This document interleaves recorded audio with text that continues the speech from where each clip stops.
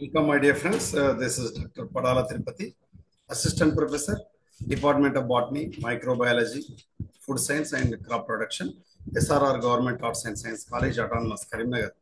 So my dear friends మనం గత 45 డేసెస్గా మనం ముఖ్యంగా టీఎస్ సెట్కి సంబంధించి యూజీసీ నెట్కి సంబంధించిన పేపర్ 1 విశ్లేషణ చేసుకుంటాం. దాంట్లో భాగంగా ఎవరైతే ఆస్పిరెంట్స్ నిజంగా రాష్ట్ర స్థాయి అర్హత పరీక్ష అది ఎలిజిబిలిటీ మీన్స్ దాన్ని క్వాలిఫై కావాలని కోరుకున్న అభ్యర్థులు, అదేవిధంగా యూజీసీ నెట్కి సంబంధించిన పేపర్ 1 క్వాలిఫై కావాలని కోరుకున్న అభ్యర్థులు, దాంతో పాటుగా ముఖ్యంగా మారిన నిబంధనల మేరకు పిహెచ్డి చేయాలనుకున్న అభ్యర్థులు డెఫినెట్గా యూజీసీ నెట్ క్వాలిఫై కావాల్సిన ఆవశ్యకత ఎంతైనా ఏర్పడింది.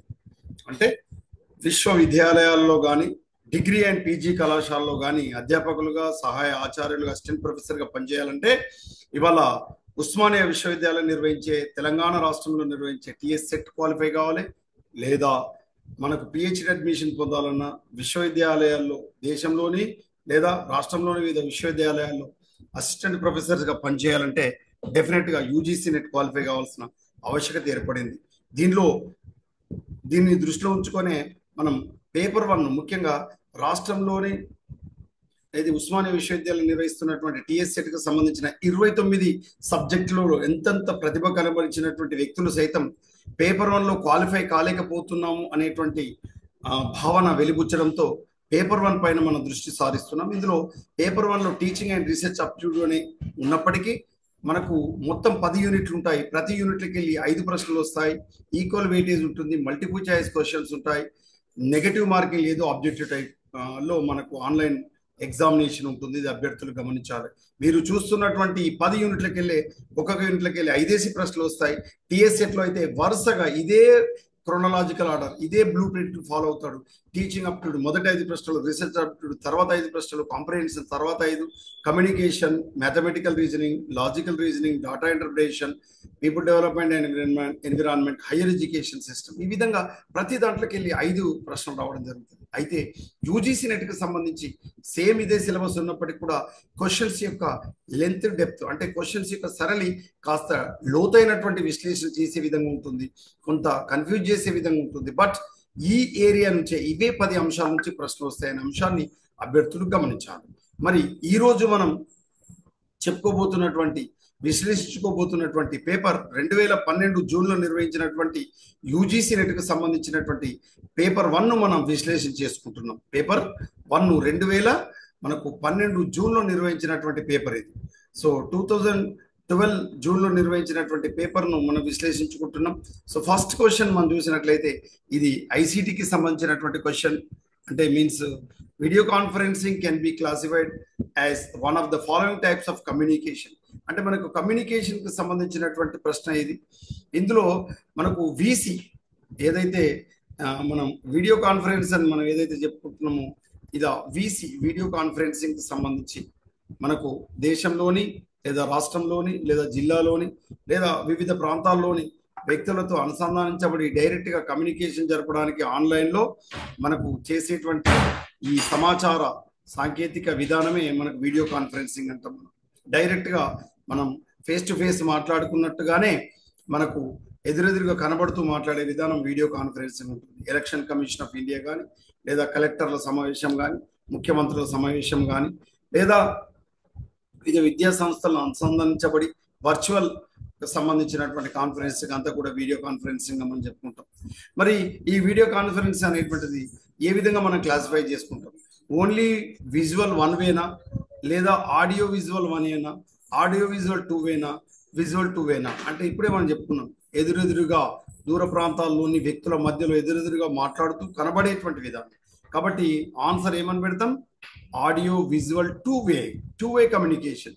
అంటే ఇక్కడ మాట్లాడేవాడు ఉంటారు ఎన్కోడర్, వినేవాడు ఉంటాడు డీకోడర్, మధ్యలో మీడియం అండ్ ఛానల్ అనేటువంటిది ఉంటుంది మాధ్యమం.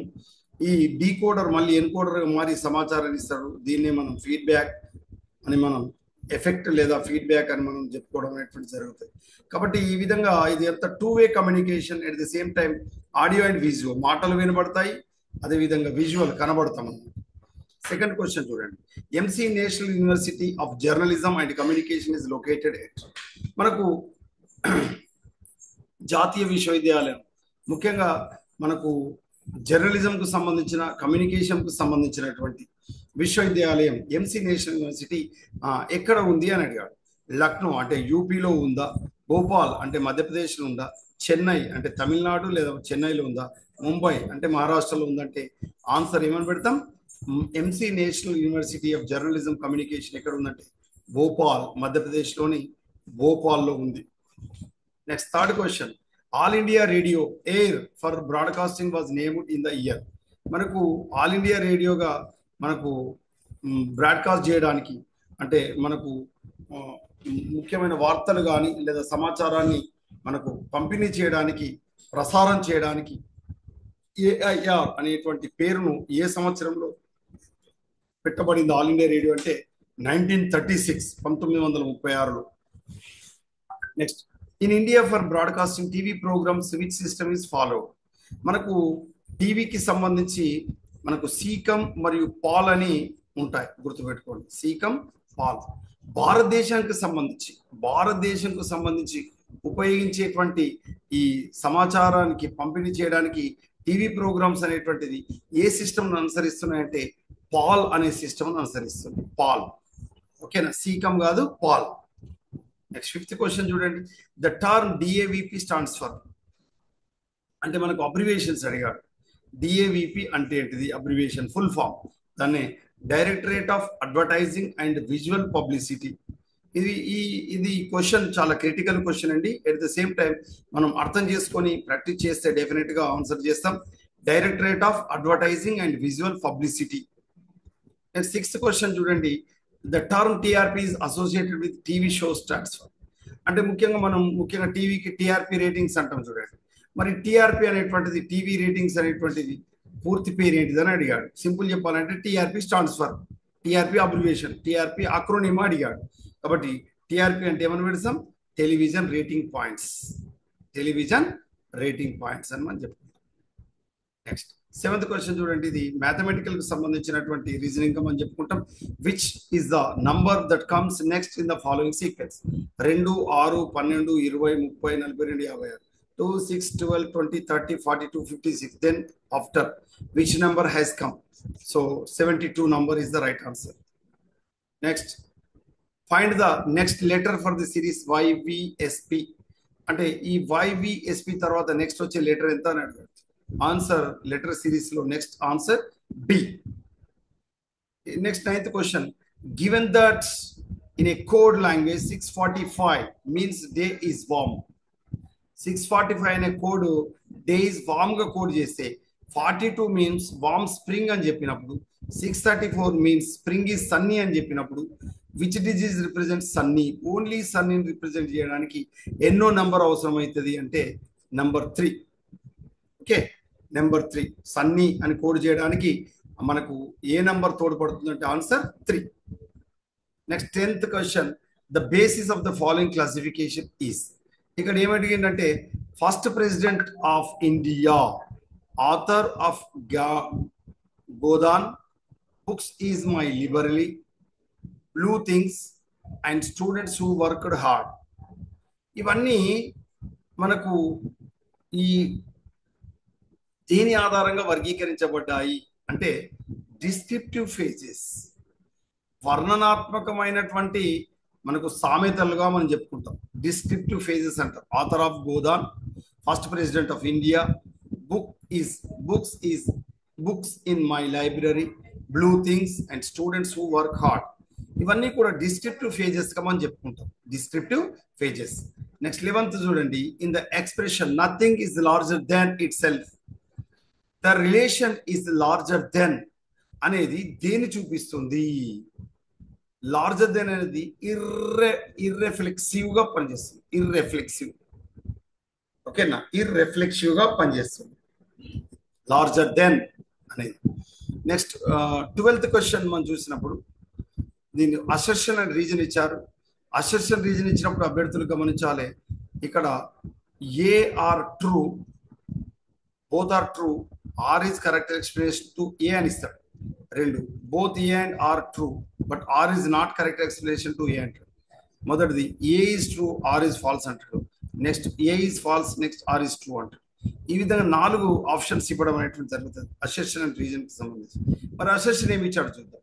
There are more laws on the books today than ever before and more crimes being committed than ever before.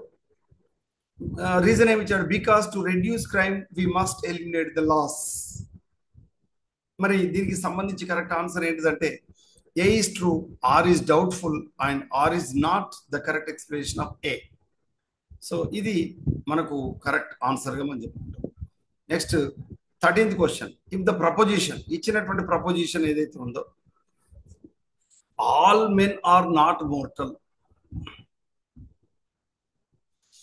అందరు మనుషులు ఏది మోర్టల్ కాదు అంటే ఇమ్మోర్టల్ అనమాట, ఈజ్ ట్రూ ఇది సత్యమైనప్పుడు then which of the following in reference is correct అని అన్నాడు. కింద చూడండి మనకు ఏది కరెక్ట్ అన్నప్పుడు some men are mortal is false and no men are mortal is doubtful, all men are mortal is false.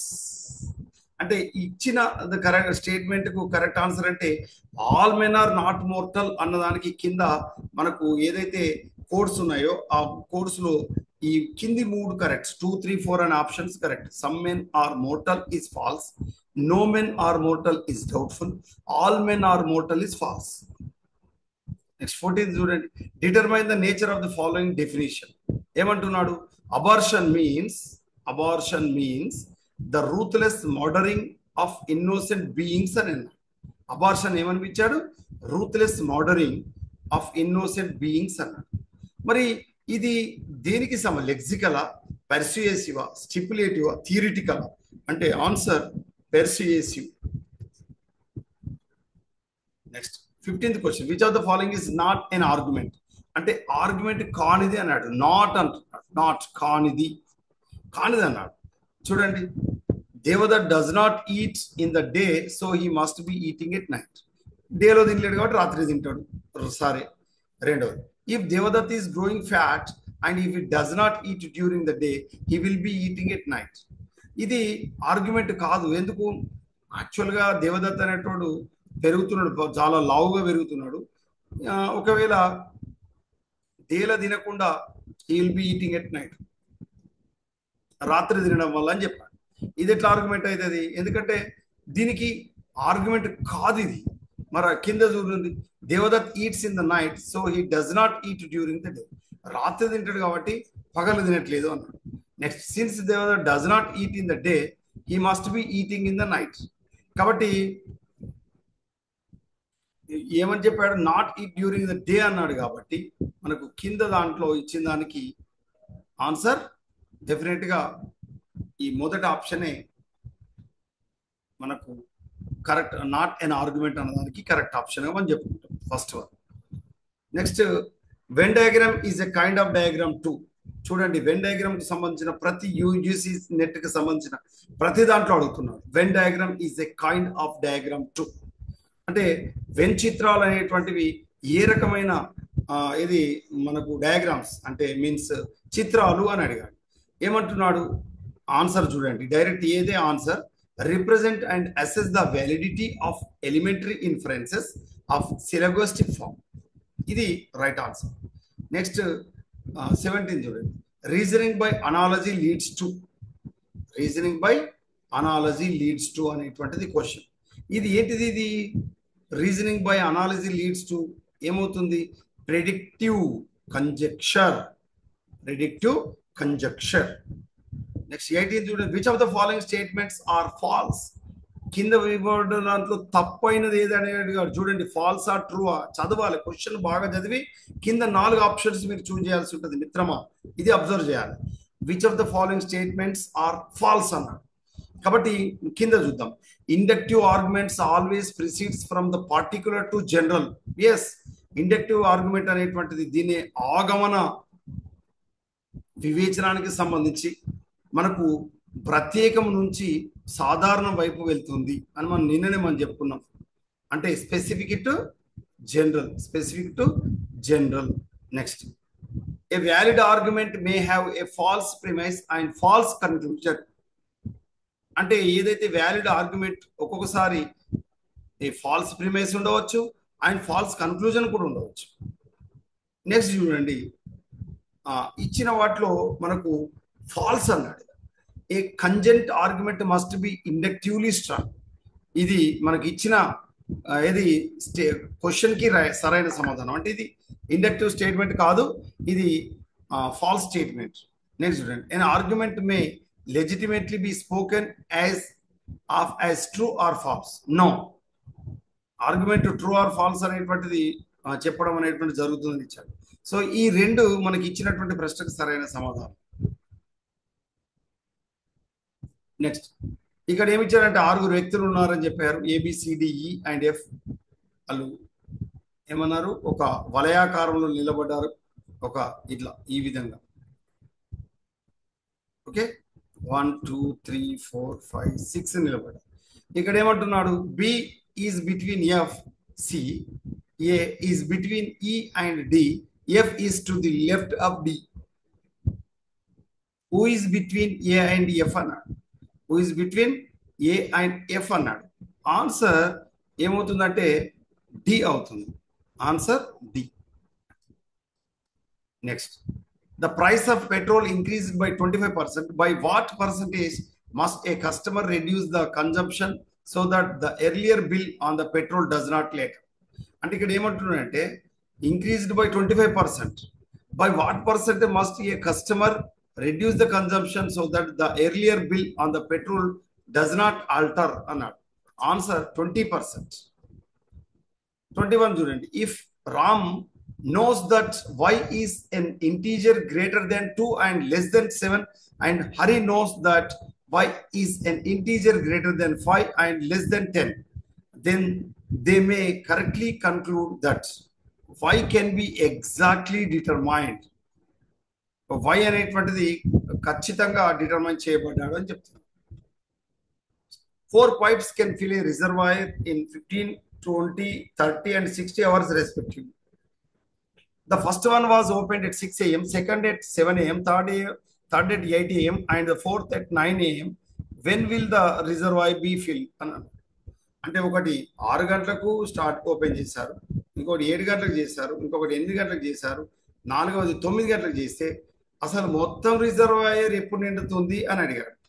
అంటే 6 గంటలకు 7 గంటలకు 8 గంటలకు 9 గంటల మధ్యలో ఇచ్చేస్తే టోటల్ నిండి 1 గంట వరకు, మధ్యాహ్నం 1 గంట వరకు మనకు ఆ రిజర్వాయర్ అనేటువంటిది ఫీల్ అవుతుంది. నెక్స్ట్ ఆన్సర్స్ మనం తీసుకున్నప్పుడు TCP/IP, ఇది కంప్యూటర్ సంబంధించినటువంటి అంటే ఐసిటికి సంబంధించినటువంటి question. TCP/IP is necessary, one is to connect to the అంటే ఇక్కడ ఇంటర్నెట్ ప్రోటోకాల్, IP అంటే ఇంటర్నెట్ ప్రోటోకాల్, వీటికి సంబంధించి డెఫినెట్గా కావాల్సింది ఏంటిదంటే ఇంటర్నెట్. ఓకే, WWW ఇవి వీటికి సంబంధించిన అబ్రివేషన్స్ కూడా అడుగుతారు. WWWను టిమ్ బెర్నర్స్-లీ మనకు కనుగొనడం జరిగింది, బెర్నర్స్-లీ. అదేవిధంగా ఇంటర్నెట్ను కాన్ రాక్ అనేటువంటి శాస్త్రవేత్త కనుగొనడం జరిగింది. ఆ తర్వాత ఈమెయిల్ను రేటామ్ లిన్సన్ కనుగొనడం జరిగింది, రేటామ్ లిన్సన్ ఈమెయిల్. తర్వాత హాట్ మెయిల్, మన భారతీయుడు hot mail Sabeer Bhatia.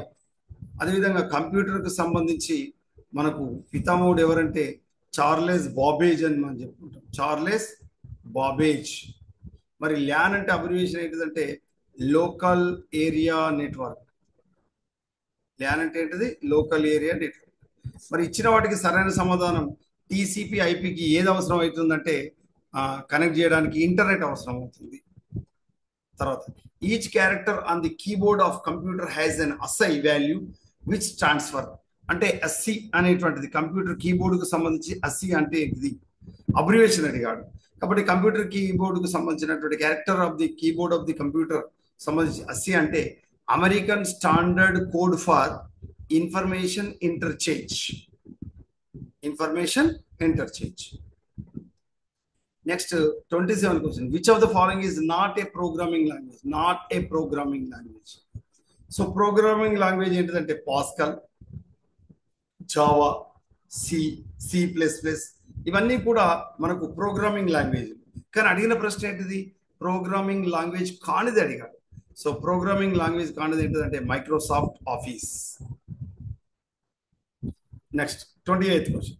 Minimum number of bits required to store any 3-digit decimal number is equal to, అంటే ఏదైనా 3-digit decimal number is equal to అన్నాడు. 3 డెసిమల్ నంబర్ ఈక్వల్ టు 10 గుర్తుపెట్టుకోండి, ఈజ్ ఈక్వల్ టు 10. దెన్ తర్వాత next 29th question. Internet Explorer is a type of, మనకు internet explorer ఏంటిది? Internet explorer అనేటువంటిది ఒక browser, ఒక వెబ్ బ్రౌజర్. ఓకే, మనకు compiler ఏంటిదంటే మనకు మెషిన్ లాంగ్వేజ్ నుంచి, ఏంటిది మెషిన్ లాంగ్వేజ్ నుండి మనకు ఏది వాడేటువంటి కంప్యూటర్ లాంగ్వేజ్, అంటే మనకు మెషిన్ లాంగ్వేజ్, అదేవిధంగా మనం వాడేటువంటి లాంగ్వేజ్ ఏదైతే ఉందో వాటిని ఒక లాంగ్వేజ్ నుంచి మరొక లాంగ్వేజ్లోకి మార్చేటువంటిది కంపైలర్.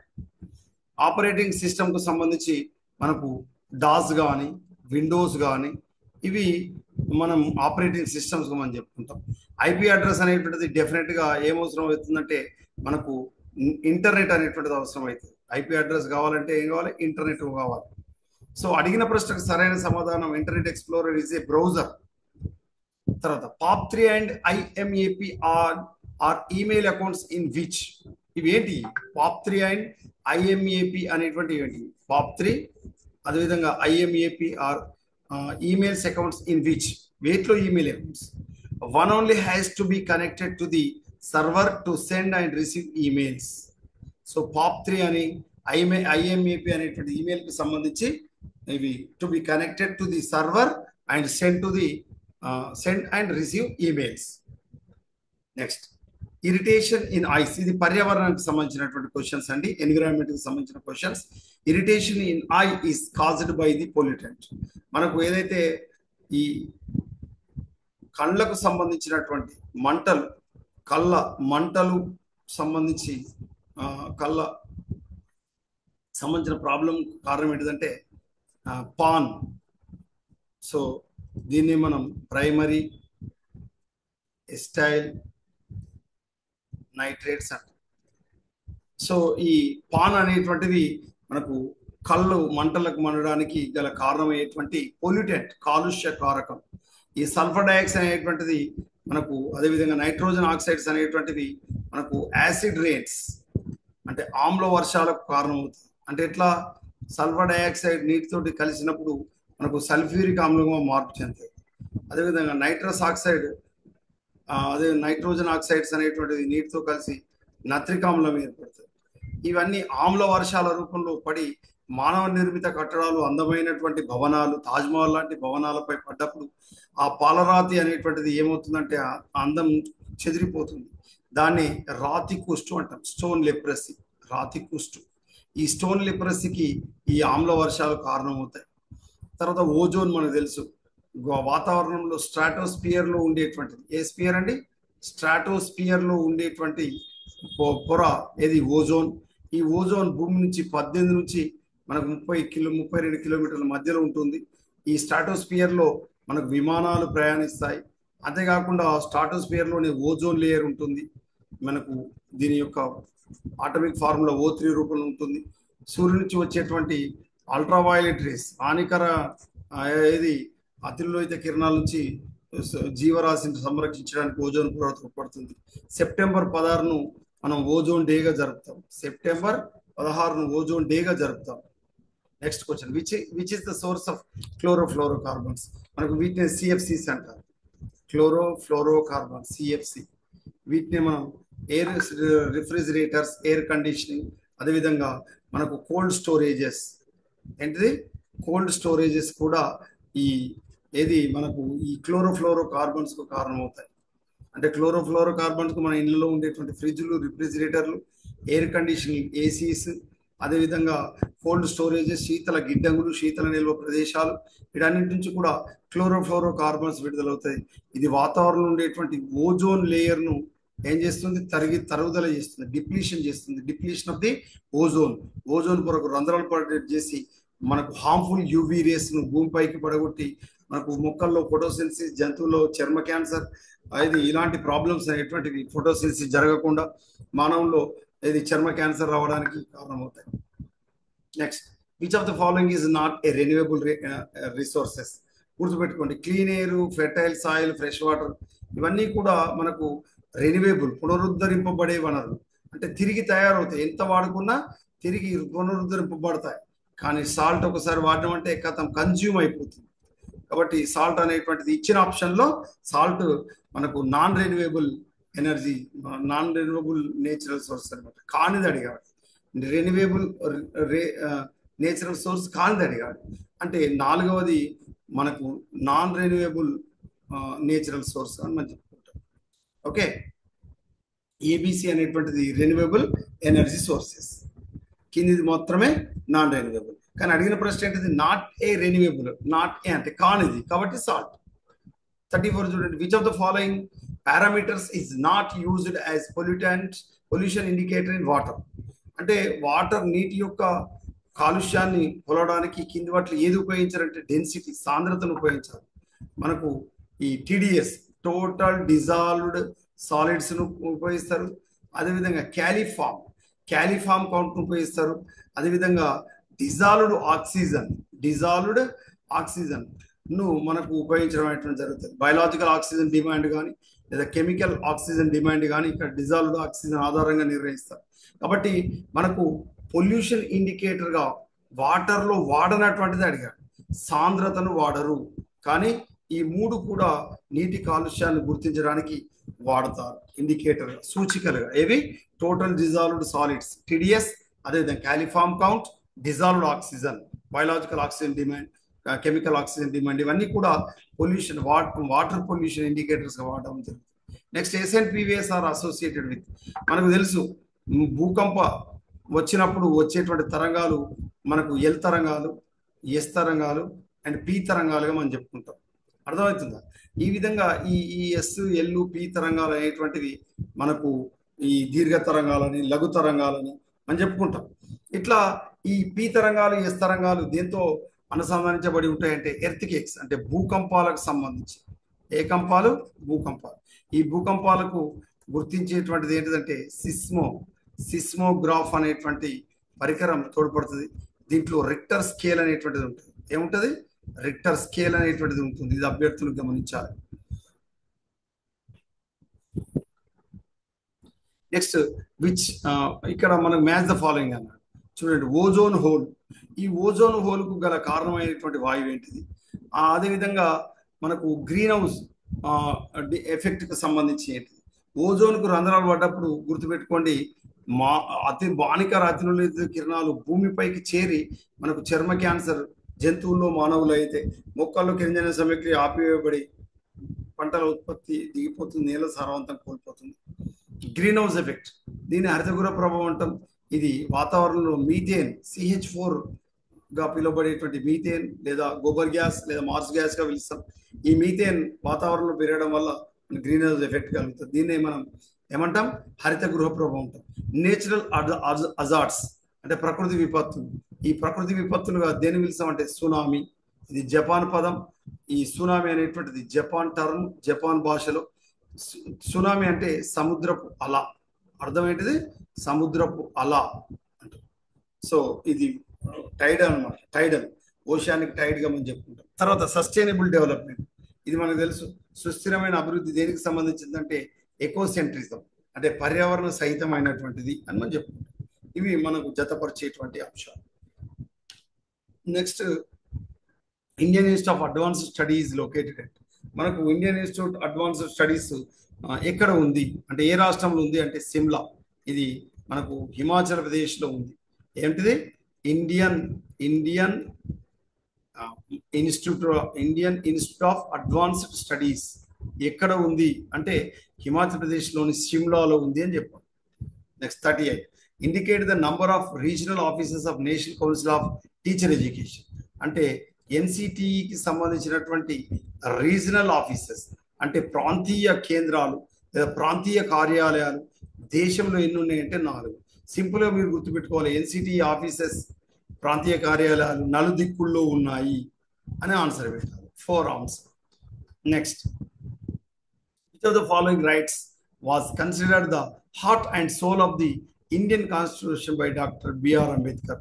ఈ కింది వాటిలో ఏది మనకు అంబేద్కర్ రాజ్యాంగానికి ఆత్మ మరియు హృదయం లాంటిది అని చెప్పడం జరిగింది? ఏ హక్కును అంటే రైట్ టు కాన్స్టిట్యూషనల్ రెమెడీస్, అంటే రాజ్యాంగపు పరిహారపు హక్కును మనకు ఈ దీనికి సంబంధించిన హార్ట్ అండ్ సోల్, హృదయం మరియు ఆత్మగా వర్ణించడం జరిగింది. Who among the following created the office of the district collector in India? మనకు భారతదేశంలో కలెక్టర్ వ్యవస్థను ప్రవేశపెట్టినటువంటి బ్రిటిష్ ఇది వైస్రాయ్ ఎవరు అని అంట, బ్రిటిష్ గవర్నర్ జనరల్ ఎవరు అంట. ఆ బ్రిటిష్ గవర్నర్ జనరలే వారన్ హేస్టింగ్ అంట. ఏమంటాం?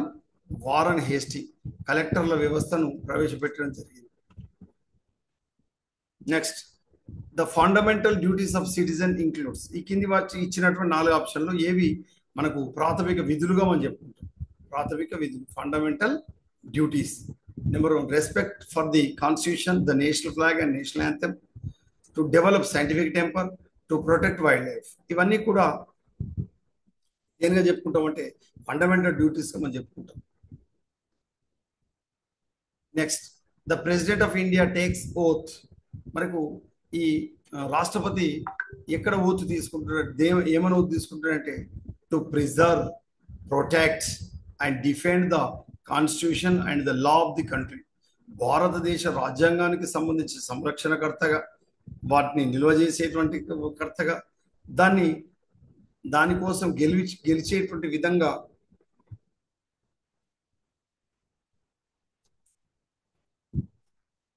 ప్రయత్నం అనేటువంటిది ఇది చేస్తా అని ఓతు తీసుకుంటాడు. ఎవరు?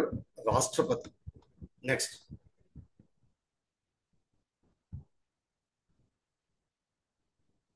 if you get an opportunity to teach a visually challenged student along with normal students, what type of treatment would you like given in the class?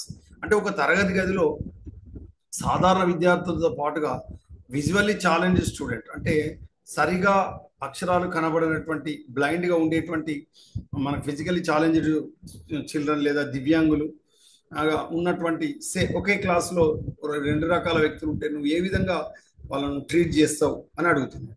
Answer, arrange a seat in the front row and try to teach at a pace convenient to him. అందరితో పాటు సమానంగా చూస్తూనే వాళ్ళను ఆ visually challenged children ముందు వరుసలో కూర్చుండబెట్టి ఇది అందరి మాదిరిగానే చేస్తూ చాలా ప్రశాంత వాతావరణంలో కన్వీనియన్స్గా క్లాస్ చెప్తానని చెప్తాను. Next, which of the following is not characteristic of a good achievement? కానిది అన్నాడు. అంటే కింది వాటిలో ఏది సాధన కానిది? అచీవ్మెంట్ టెస్ట్, సాధన పరీక్ష కానిది ఏది అన్నాడు. రియలబిలిటీ, ఆబ్జెక్టివిటీ, వ్యాలిడిటీ, ఇవన్నీ కూడా గుడ్ అచీవ్మెంట్ టెస్ట్కి సంబంధించినటువంటి క్యారెక్టర్స్. అంటే లక్ష్యాత్మకత, విశ్వసనీయత, అదేవిధంగా సప్రమాణత.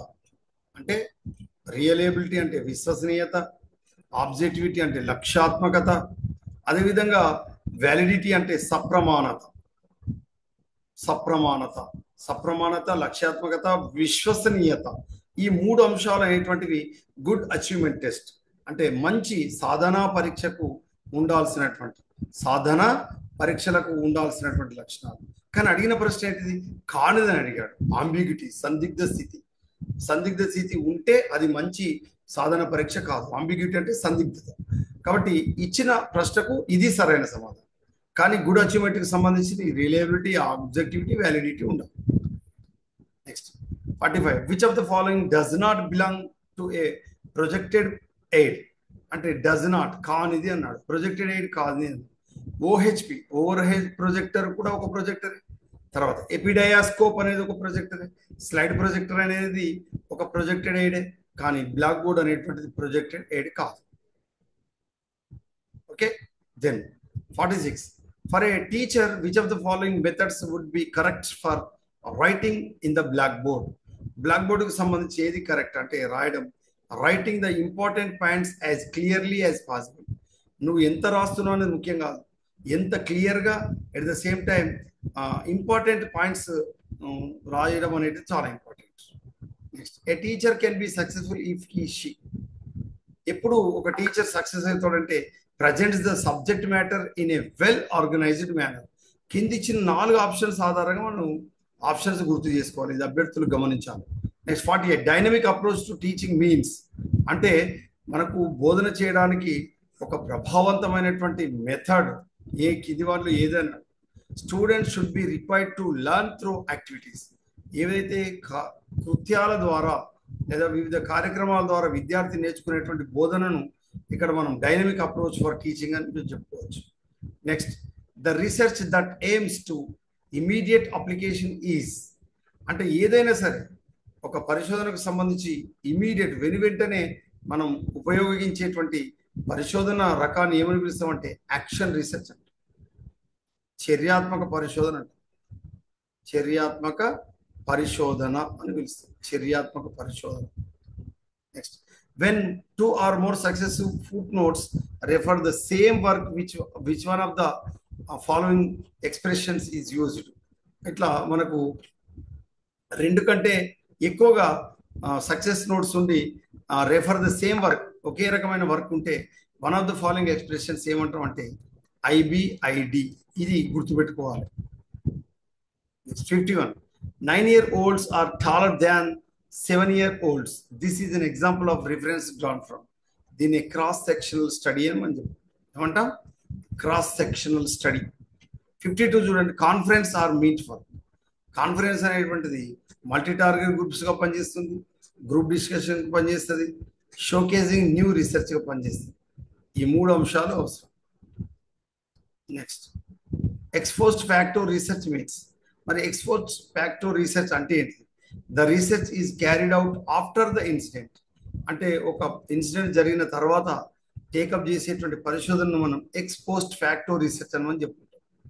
Next research ethics do not includes అంటే రీసెర్చ్ ఎథిక్స్ ఈ కింది వాటిలో ఇన్క్లూడ్ చేయనటువంటిది ఏంటంటే హానెస్టీ అనేటువంటిది రీసెర్చ్ ఎథిక్సే, ఇంటిగ్రిటీ అనేది రీసెర్చ్ ఎథిక్సే, ఆబ్జెక్టివిటీ అనేది రీసెర్చ్ ఎథిక్సే. రీసెర్చ్ ఎథిక్స్కి సంబంధం లేనిదంటే సబ్జెక్టివిటీ, ఓకేనా, వ్యక్తి ఆశ్రయత. ఇక 55 నుంచి 60 మంది తీసుకున్నట్లయితే ఒక ప్యాసేజ్ ఇచ్చి ఒక పారాగ్రాఫ్ ఇచ్చి ఒక ప్యాసేజ్ లేదా ఒక పారాగ్రాఫ్ ఇచ్చి ఇందులో 5 ప్రశ్నలు ఉంటాయి. ఈ 5 ప్రశ్నలకు సంబంధించి మీరు చదివి అర్థం చేసుకొని వాటికి సరైన ఆన్సర్ రాయాలి.